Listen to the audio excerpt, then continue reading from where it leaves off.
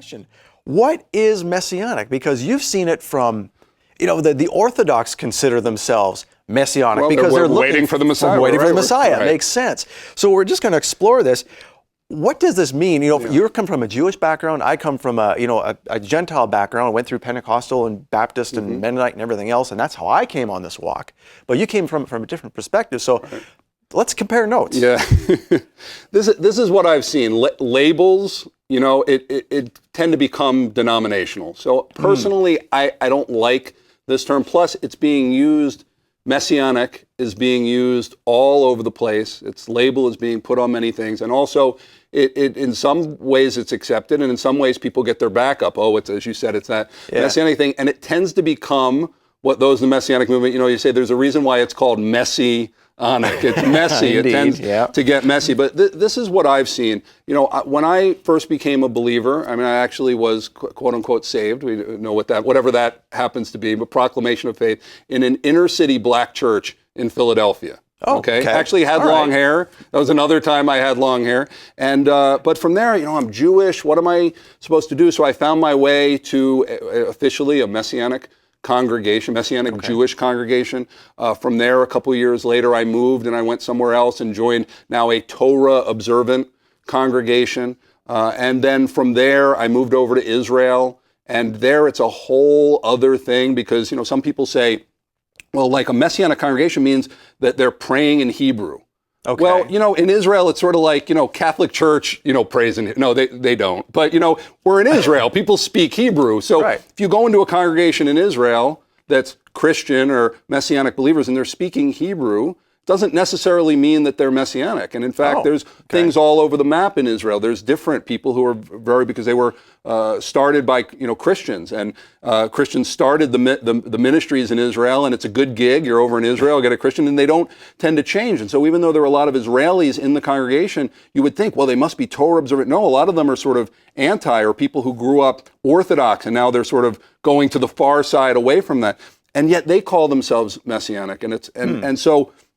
What this is, we really don't know. But the bottom line is I don't know that we should know. I think it's an experience that we're going through, trying to come back to the roots, trying to come back to the faith once delivered to the saints. And I think that Hebrew roots, which is what a Rood awakening says, doesn't call itself Messianic Jewish, it's Hebrew roots, is a better term, and yet that still can become denominational. So what's been your experience in this realm as you've moving into the Hebrew roots and moved in with your family? Well, everybody, like you said, everybody has a different path. You're all trying to come to the same understanding, but people often say, well, what's your interpretation of this? What's your interpretation of that? And my answer was always, my interpretation doesn't matter. There's one interpretation, and my job is to get back to that one interpretation. Never mind what I think. I need to be able to let go of things. And I think that's where we get stuck.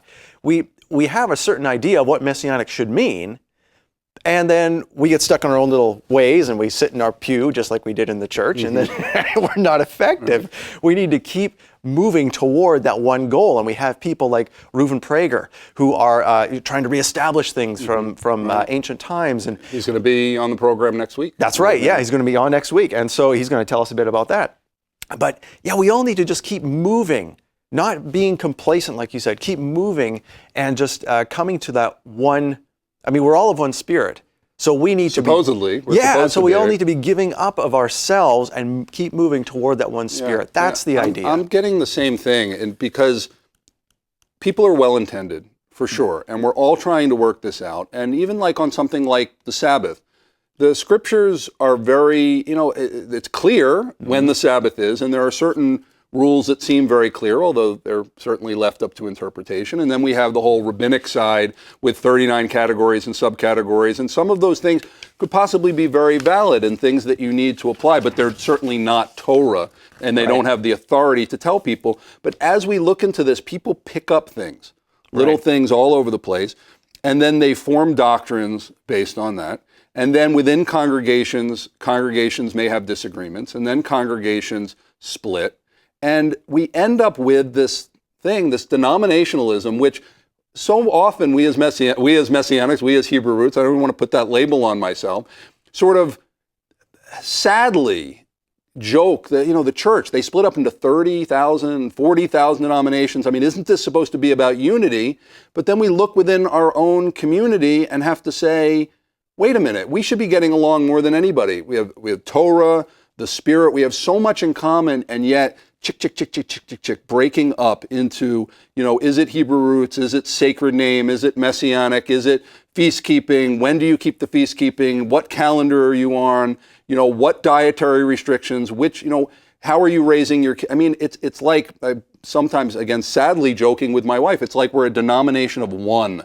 It's like in our house, like, can we get along with anybody? And so when you get to that point, you have to say, no, there's something wrong with this. And then you flip to the other side of, well, what is the church, and I'm sorry about this, but what is the church saying about, the unity of the Spirit, and it's all about love, and all of these sort of sound bites that come out of the church.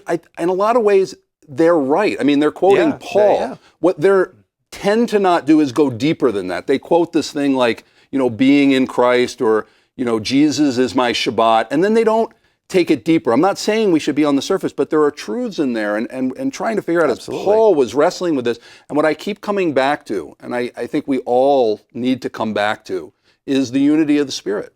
We have to get into this place where there is unity in the Spirit, that because if we're going to have community, if we're going to have fellowship, if we're going to really be able to be a testimony, Yeshua said, people will know that you're my disciples, that you follow me because of the love that you show for each other. For the world to look on Christianity, it's a mess. And then they get into Hebrew roots, and if you go a little bit deeper, it's a mess. People are all over the board.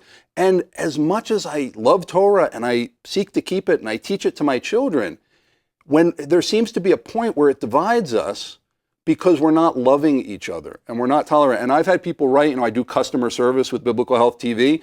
People write in who are Torah people with no grace. I mean, they just, you did something, and they don't give you a chance to do it. They're just go at you. And there has to be a balance here. And when you read the letters of Paul and what he was going through, and he was wrestling with this, he was trying to figure it all out. And folks, I see this still. I don't want to leave a segment without like this definitive answer, but it's a work in progress. Yep. This is somewhat of a new birth. We're into this age where the church is catching on to it. People are getting onto it. But at the end of the day, Scott, it's not going to be Hebrew roots. It's just going to be the Bible. It's just going to be believers following the Bible. And I think that these labels that we put on it, and then try to fit people into categories, or even label yourself and put yourself, is traditionally has divided the congregation of Messiah, and that it's going to continue to do that if we don't watch it. Yeah, we need to be known by our fruit. So let's concentrate on being good, having good fruit, right?